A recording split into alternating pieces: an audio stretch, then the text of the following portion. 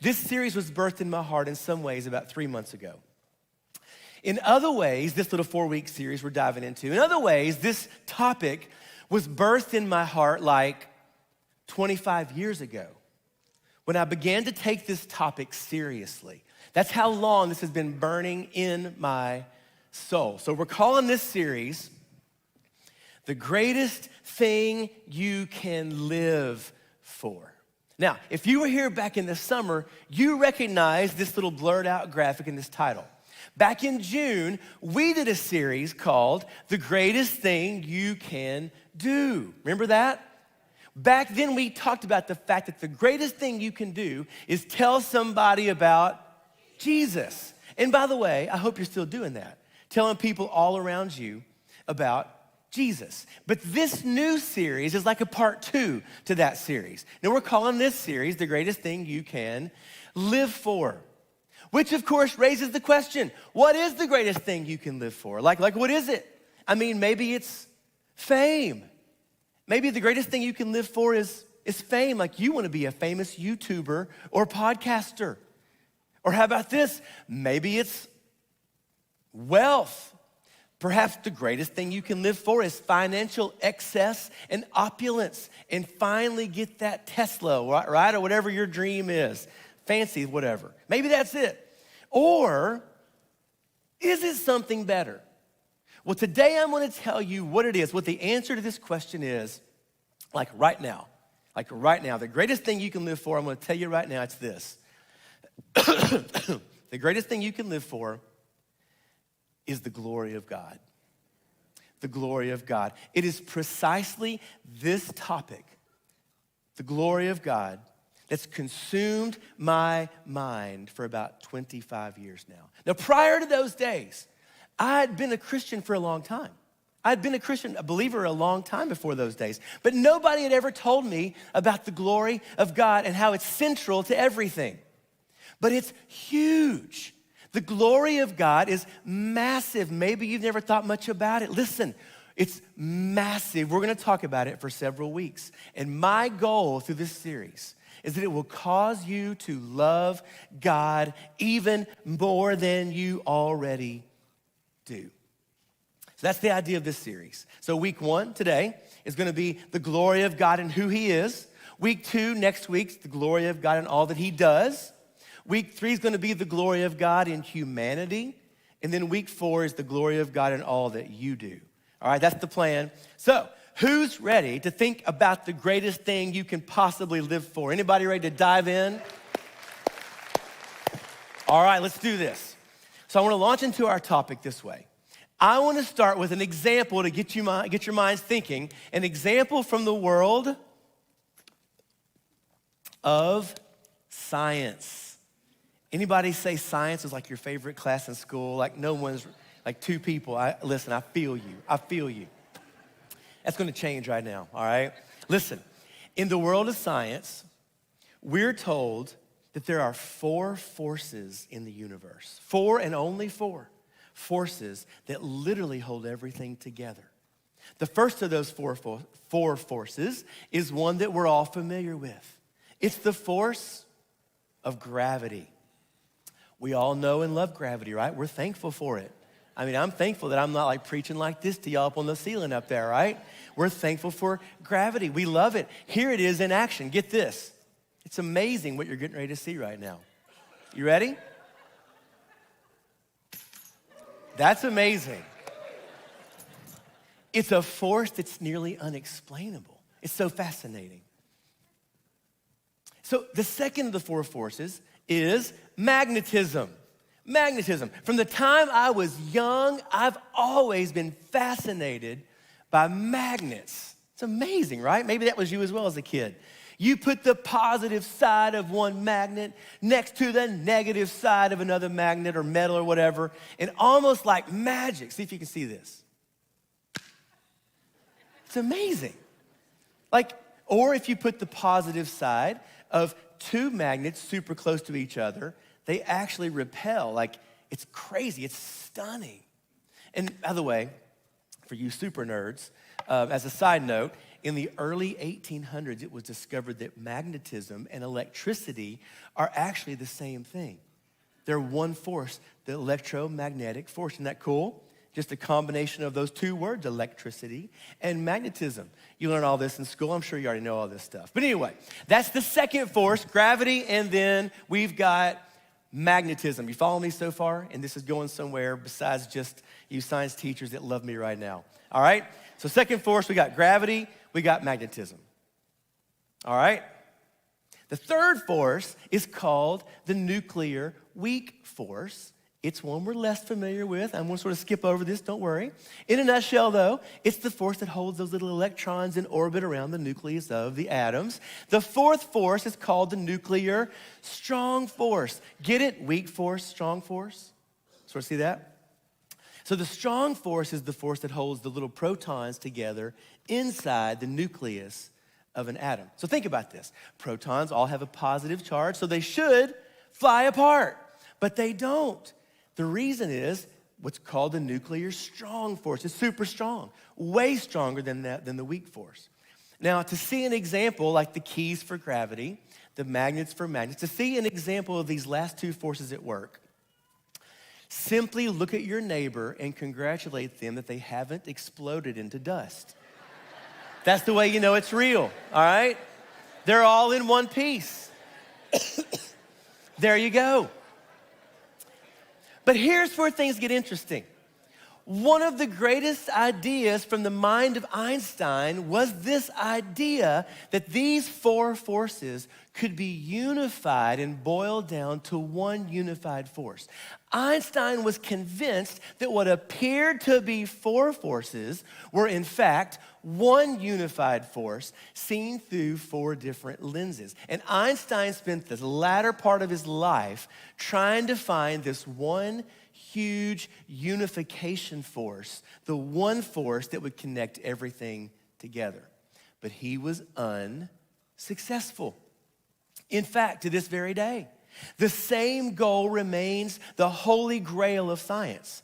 Scientists are still trying to find that one grand force that connects the four forces we see in nature. Now, what's the point? Well, here's the point. Spiritually speaking, there is one thing that connects and unifies everything together that God does. The idea of a grand unification force, it does exist at the spiritual level, at the level of the way God does things. And we know what it is. So what is it? Well, let me just talk about that for a second. So let me give you some wrong answers.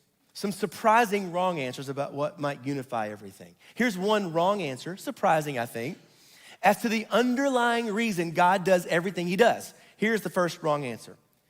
The love of God. This is high level now, so you gotta think about this for a second. The love of God. Does the love of God explain and drive everything he does? Is it his love? Sounds good, right? I mean, I love the love of God. But is it God's love that explains every single action he does? No.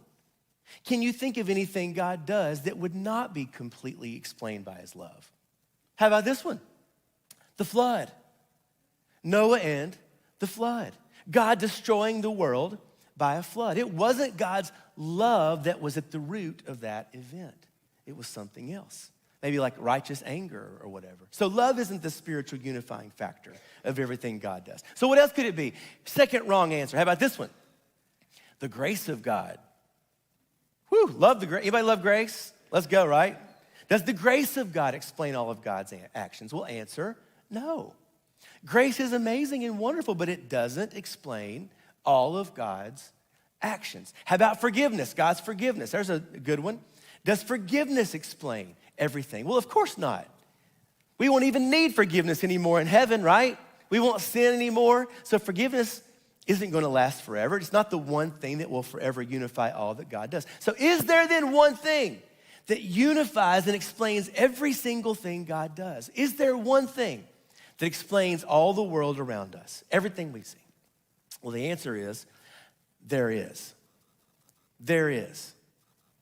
I'm getting ready to make Einstein jealous right now, all right? What Einstein was unable to do in the physical world, we're gonna do right now in the world of the spiritual.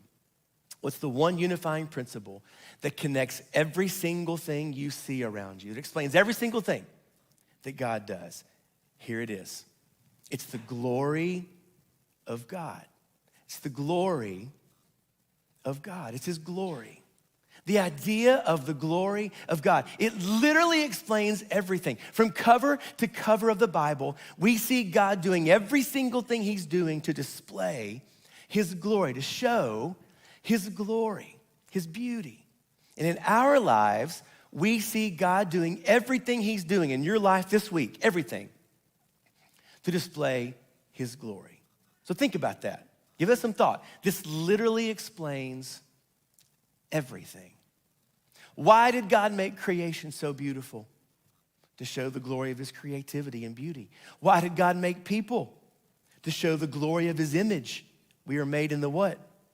The image of God. Why did God create a world that would fall and be filled with sin? To show the glory of his grace in Jesus, as well as his righteous anger in those who don't repent. Why is God preparing an eternal home for his children in heaven? To show the glory of his greatness forever, because that's how long it's gonna take to see it all.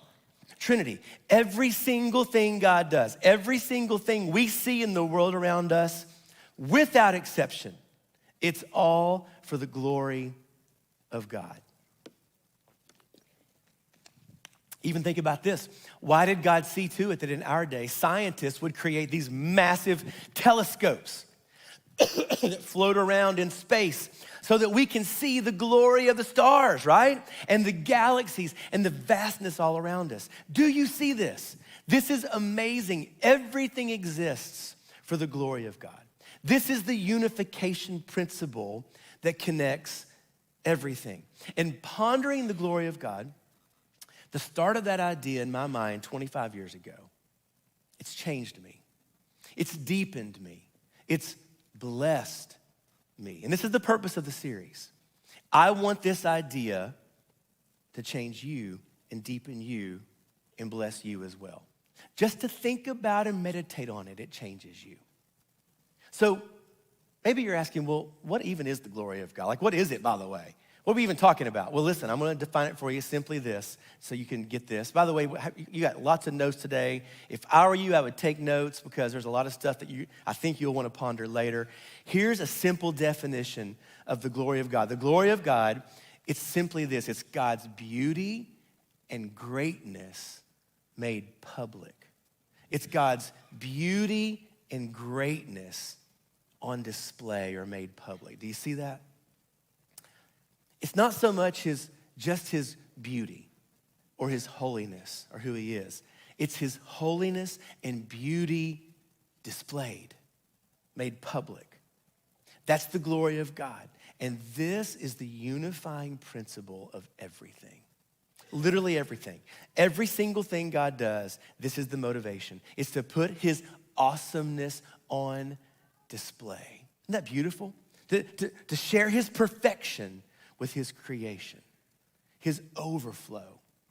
So today's topic is the glory of God and who he is. The glory of God in who he is. By the way, he's not showing his greatness out of like braggadociousness, like look at me, everybody. That's not it. It's because he's so beautiful, he wants to share it. It's more like that. So I hope you're ready today to learn about the greatness of God. This is going to set our hearts on fire. That's been my prayers. Hope you're ready. So without further ado, let's open our Bibles and go for it. If you brought a Bible today, open it to Exodus chapter 3. How about that? The second book of the Bible, Exodus, and then chapter 3. Easy to find, even easier on an iPad or a phone. Just flip it open and press Exodus, and then press chapter 3, and you'll be there. And while you're getting there, I want to say this. This is the way I picture God. I picture God, and I mean this in a very holy and reverent way, by the way, sort of like a 2-liter bottle of Coke. Do you know what happens when you shake a 2-liter bottle of Coke and then you open the lid toward the front row? Then you open the lid. Do you know what happens? It overflows. It just spews and spills everywhere. It sprays, it pours out, it overflows all over the place. That's what we're talking about. God is so beautiful, so full of beauty and awesomeness and glory and good. He wants to overflow and display it for all of us to enjoy. We don't typically spend much time thinking about the beauty of God and who he is, but we should. In fact, Jonathan Edwards said, I love this quote, that God is distinguished from all other beings chiefly by his beauty. He's far more beautiful than anything else. And that beauty and glory is like the overflow from the Coke bottle. It just explodes everywhere. And it's awesome. But who is this God? Who is the true and living God? Who is he?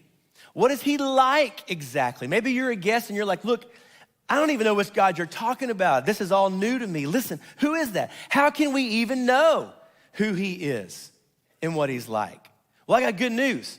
We can know because he told us, right? He told us in the book. Shout an amen to that. Come on, give me an amen. He told us in the book. He gave us a book telling us who he is and what he's like. And what I want to do today is go to what I think is probably the greatest chapter in all the Bible to see who this God is. So, Exodus chapter 3, let's check it out. We're going to look at just a few verses 11 to 14 today. Famous story, incredible story. Exodus 3:11 says this. But Moses said to God, who am I that I should go to Pharaoh and bring the children of Israel out of Egypt? Now, what's going on? I'm sure you know the story of what's going on. God comes to Moses and says, hey, I want you to lead my people out of slavery in Egypt. It's like, what an honor, right? What a privilege. Wow, like God chose Moses. But here we see what Moses said in reply. He's like, God, who am I? Everybody say, who am I? Who am I? Like, that I should do this. Now, sometimes when people say, who am I? They mean it in like a humble way, right? Like, wow, who am I, oh Lord? That's a wonderful thing. This is not like that. Let's not give Moses too much credit here, right? This is not good. Moses is insecure, and he has like zero faith that God could even do something big through him. But God is so patient. Look what he answers in verse 12. The answer to the question is this. God said, Moses, I will be with you. Beautiful answer, isn't it? This is God's answer. Moses says, this is impossible. And God says, I will be with you. Now, I want to stop right now and take a quick moment and ponder that. Trinity, do you realize today that God will be with you no matter what you're going through? Some of you got a tough week ahead.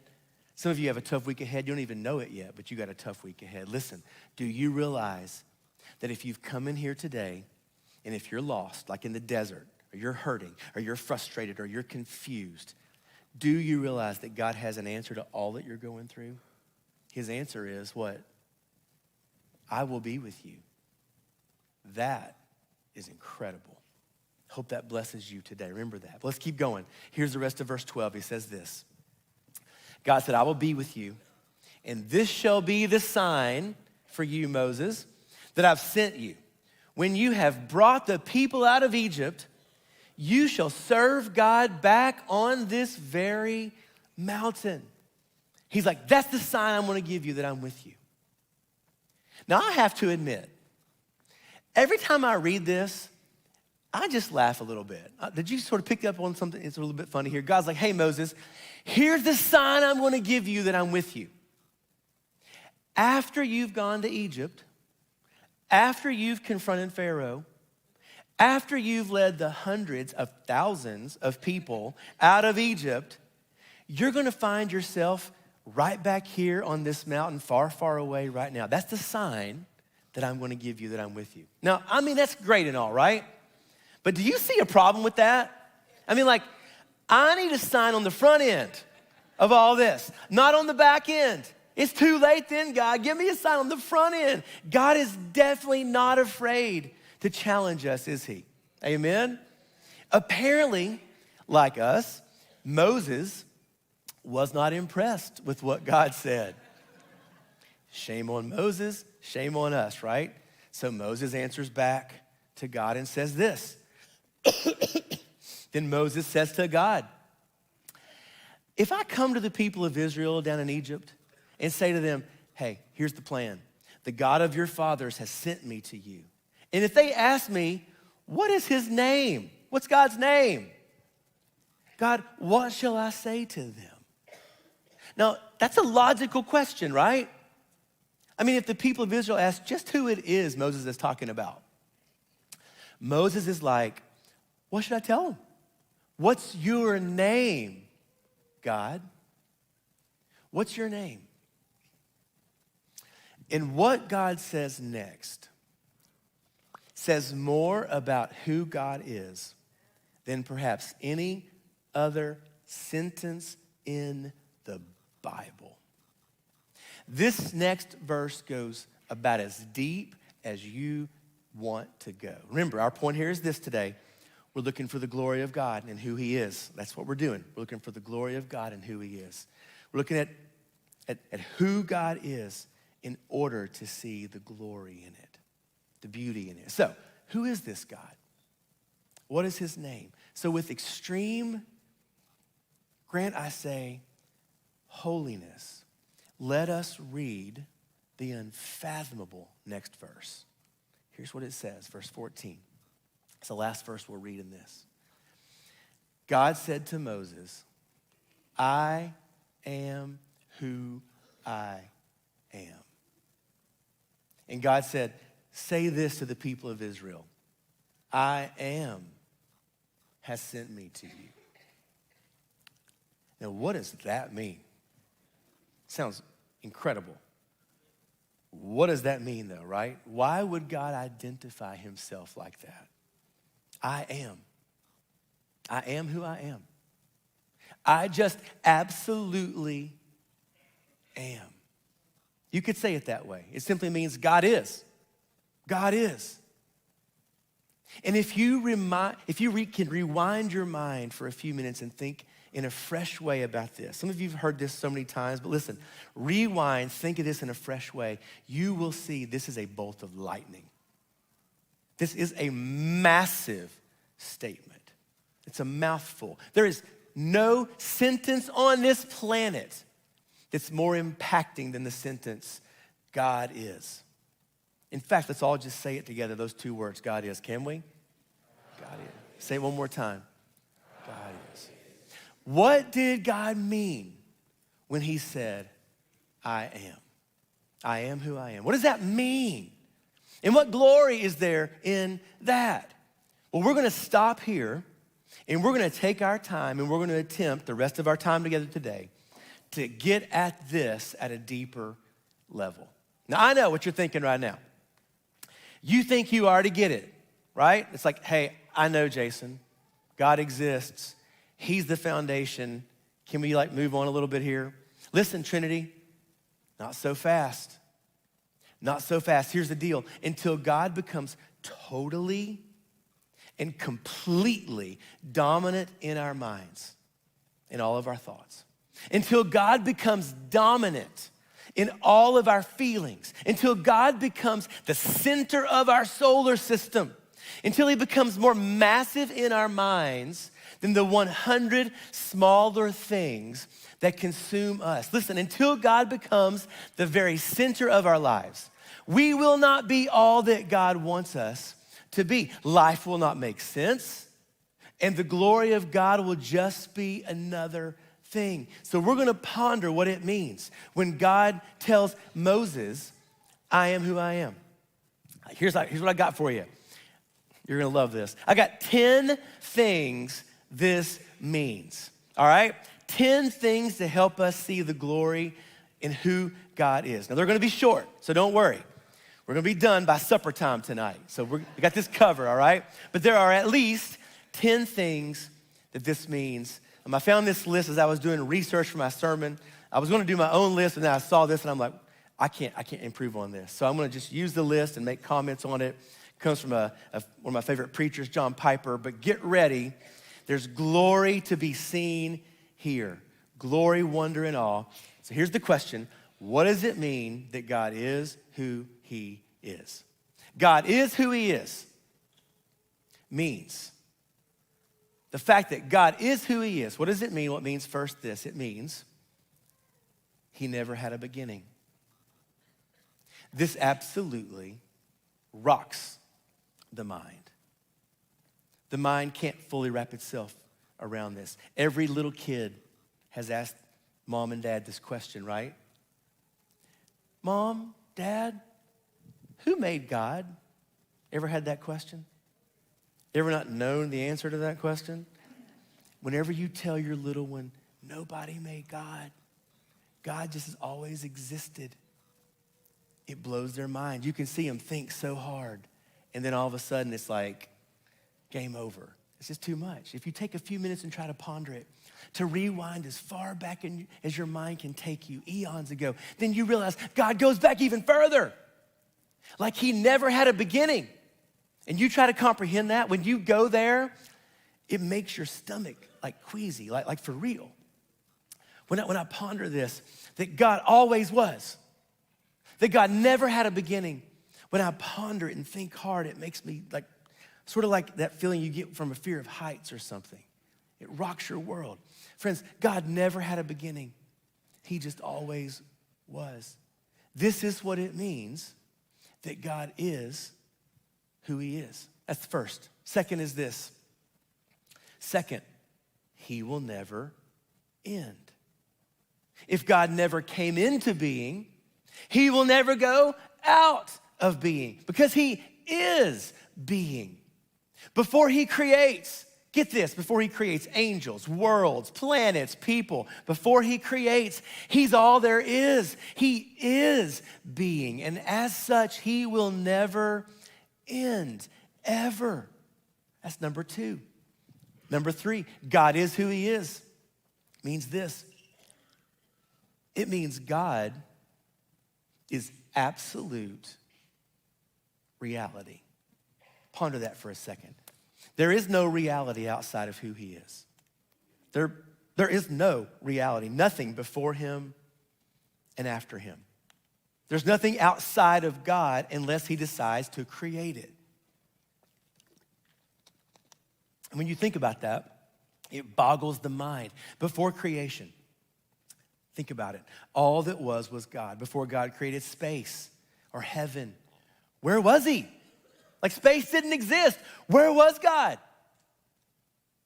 Only God existed. God was and is absolute reality. Time and space are his creation. God is above it and outside it all. That's number three. Number four, God is who he is means this, that God is utterly independent. He's independent. This is so big. God depends on nothing. He needs nothing. He has no needs. God depends on nothing to make him who he is. He depends on nothing to support him. He depends on nothing to counsel him. God depends on nothing to make him complete. He is complete. He's utterly independent. He has zero needs or lack. He's perfectly happy within himself. He's independent. Powerful. Fifth, God is who he is means that everything that is not God depends on God. Do you see that? Everything that's not God depends on God. All that's not God is secondary and dependent. That's every single thing we see around us. Everything, it's all secondary. Only God is primary. Everything other than God is dependent upon God. Now listen, make sure you get that, because here's the deal. Nobody outside the church knows this or believes this, right?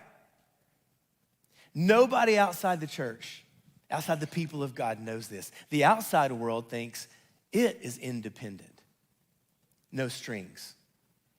But no, we are all dependent on God at every moment, even those who don't even believe.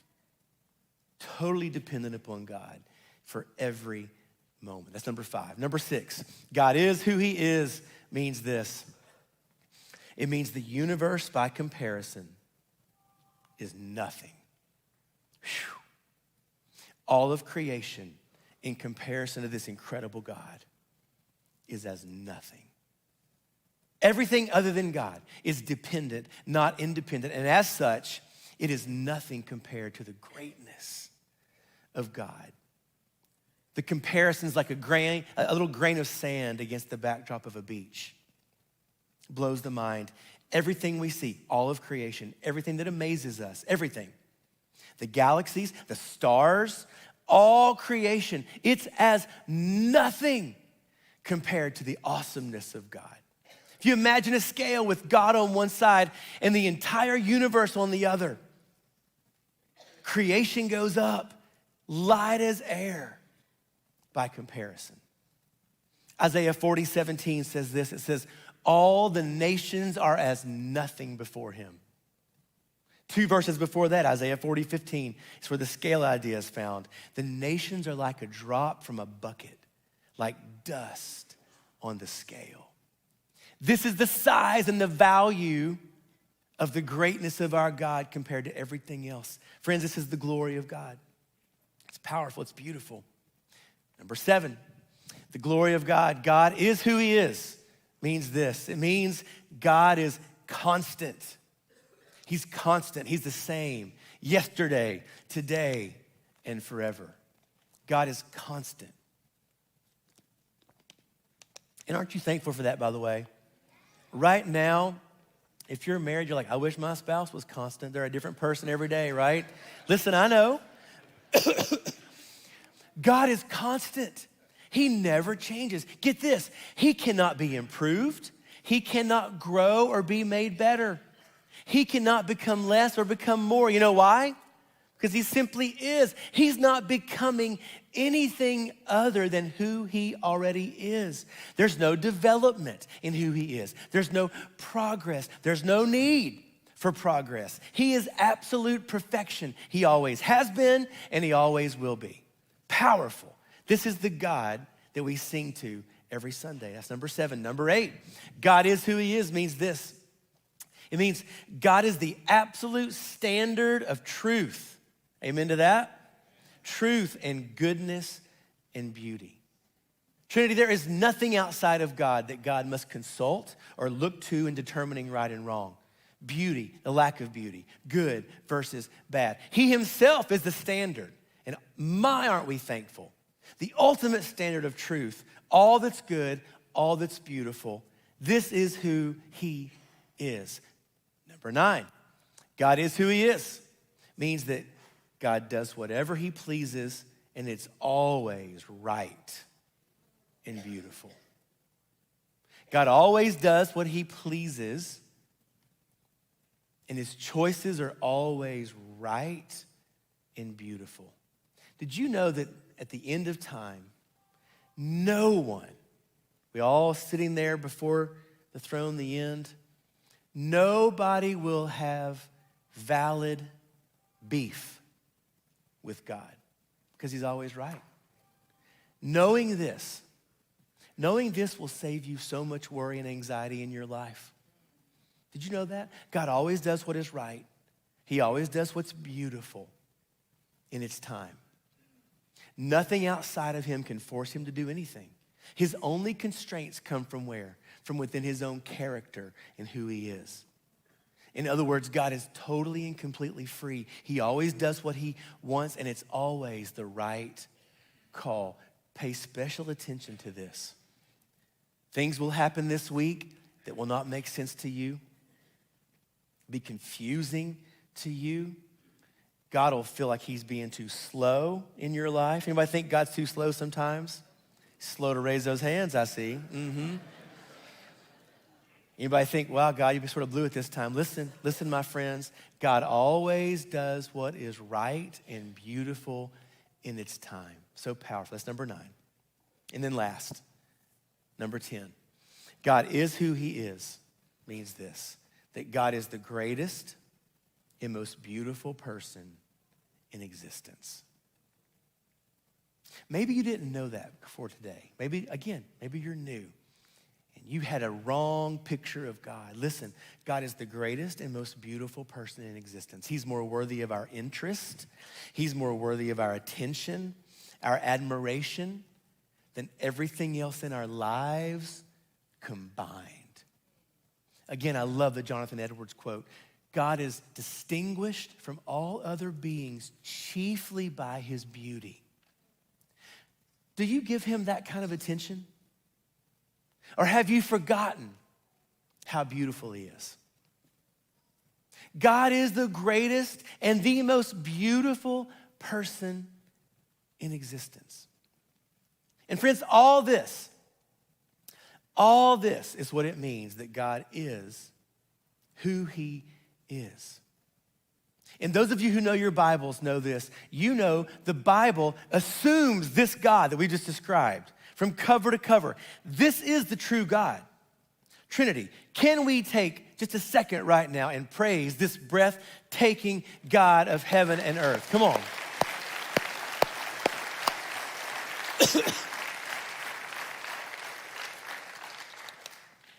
So one more time, the incredible Exodus 3:14, God said to Moses, I am who I am. And God said, say this to the people of Israel, I am, has sent me to you.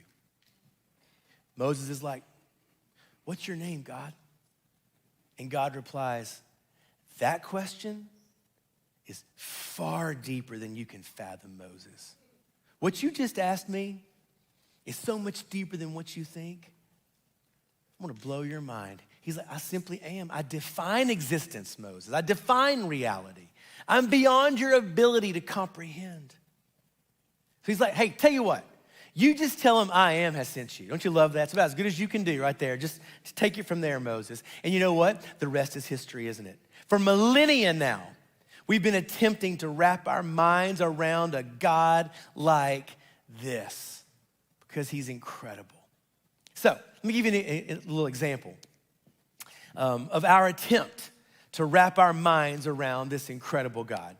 So here it is, superheroes. All right, superheroes, for real, think about this. Humanity has been creating superheroes for thousands of years, if you think about it. From all those ancient Greek gods that we learned about, all the way up to the movies of our time, superheroes reveal our fascination with God, like they really do. Whether we do it consciously or subconsciously, the human soul is fascinated by this idea of this creator. We seem to be eaten up with it. We're obsessed with it. A few weeks ago, we went to see the new Superman movie. Anybody else go see the new Superman movie? Yeah, it was awesome. Here we go.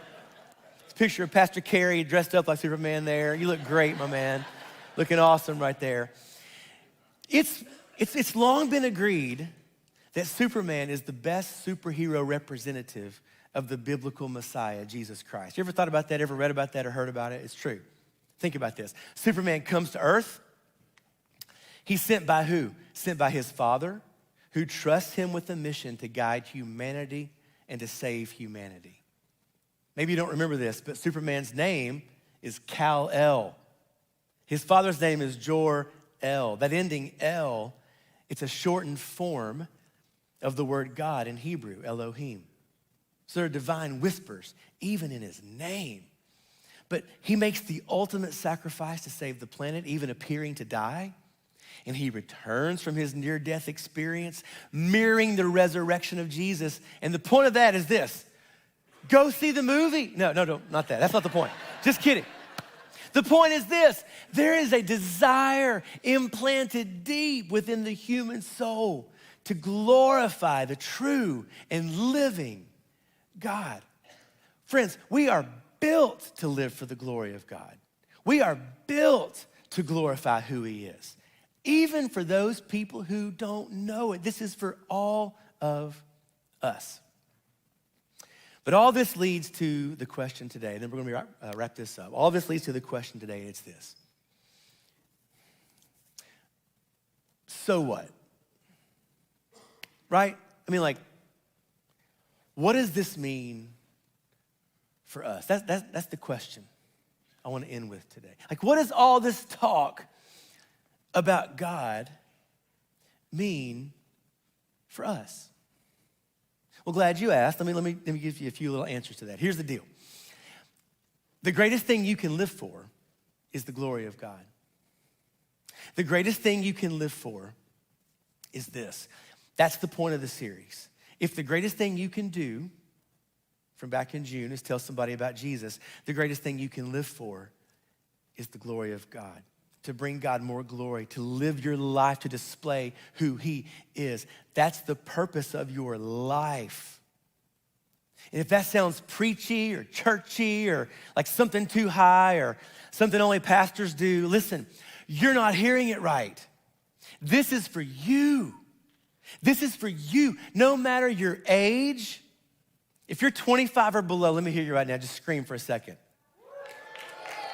All right. If you're 25 to 45, let me hear you. 45 to 65, let me hear you. 65 to 100, let me hear you. Let's go. Let's go. Listen, no matter your age, and you can decide who the greatest group is in our church. I mean, I think I know. Last group, way to go. Listen, no matter your age, no matter your occupation, no matter your marital status, no matter your hobbies of choice, this is for all of us. All that God has made has been made to bring glory to him. All of us, everybody, all of us. And so the question is how? How do you do it? Maybe, okay, I'm in. Now, tell me how. Well, listen. As I was pondering this, one little verse came to mind that just describes so nicely how you do it. Real quick, check this out. This little verse tells us how to do it. Let the words of my mouth and the meditation of my heart be acceptable in your sight. Beautiful, isn't it? You know what this says? There's two parts. The words of our mouth, the meditation of our hearts. What you say and what you think about. That's it. What we think about and what we say. That's how you live for the glory of God. What you say and what you think about. So I want to challenge you this week. I want you to ask yourself, what do I spend tons of time thinking about? And what do I spend tons of time talking about? What does my time reveal about how I'm doing with this? I mean, if there was some record of all your hours, if somebody was keeping a record of the 168 hours in your last week, what am I spending my time thinking about and talking about? Don't you wish that like there was a record or something? Well, get this. There actually is. There actually is a record like this in our lives. This is going to be convicting. Might as well end today with a bang. Did you know this? Did you know that on your smartphones, you can literally see how much time you're spending on stuff? This is so convicting. By the way, if you're one of those folks who refuse to get a smartphone, this is a great day for you. You are off the hook for this. But for most of us who have these amazing devices, we're toast. All right, we're just toast right now. I'm gonna show you right now in real time what my phone says about me. All right, if I go to settings, actually, I'm not gonna do it right now. I might mess this up or something. But if I go to settings, if I go to screen time, all my life is unfolded right before my eyes. On Android, I think it's called digital well-being instead of screen time. I like that actually, digital well-being. But I want to let you know, because I'm an open kind of guy, what a normal day looks like for me. So on the day that I actually sort of charted this a few weeks back, I was on YouTube for 1 hour and 42 minutes. I was on, this is even worse, I was on the McDonald's app for 11 minutes. I had 184 pickups. That's the number of times you pick your phone up. It'll tell you. You may not have known that. Listen, don't you be judging me now. Listen, you get home, look at yourself.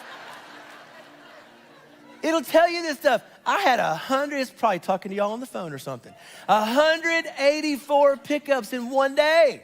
One day, that's crazy. I had 118 text notifications. Sounds a bit low, actually. Looks like I was in the entertainment category, an hour and 45. Social category, an hour and 14. On and on. Enough of all that, right? But the question is this. The question for all of us is, what does the record of our time say about us? What is the meditation of our hearts? What do we spend tons of time thinking about and talking about? And the challenge for this series is this. Let your thoughts, let your words be given to the glory of God. Begin to see this as the purpose of your life, what you should live for. What do you talk about at work? What do you think about? What is the lens you view your life through? Trinity, I'm telling you, you were made for this. You were made to glorify God. And when you begin to use your job, your personal life, your sports interests, your hobbies, your free time, your family, everything, when you begin to use your everything to glorify this awesome God, your life begins to make sense, your peace begins to deepen, and your purpose becomes clear. Whether you live or whether you die, you win because your life pointed people to God. So would you join in and be part of this movement? It's a worldwide, universe-wide movement.